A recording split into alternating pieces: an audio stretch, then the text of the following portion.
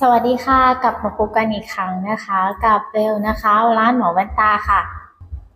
เล่นมือถือในที่แสงน้อยจะทำให้ค่าสายตาสั้นเพิ่มขึ้นจริงไหม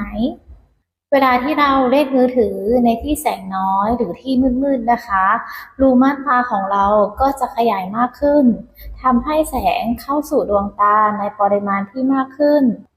ทีนี้นะคะรูม่านตาขยายมากขึ้นทำให้แสงสีน้ำเงินที่เป็นอันตรายต่อดวงตาเข้าสู่ดวงตาในปริมาณมากเราจึงไม่สบายตาหรือมีอาการล้าตาได้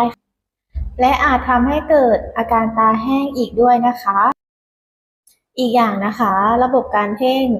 พอแสงเข้าไปในรูม่านตาในปริมาณมากขึ้นทำให้ระบบการเพ่งทำงานค่อนข้างหนัก อาจจะทำให้เรามีค่าสายตาเพิ่มขึ้นในบางเคสนะคะ หากเพื่อนๆคนไหนมีปัญหาเกี่ยวกับสายตา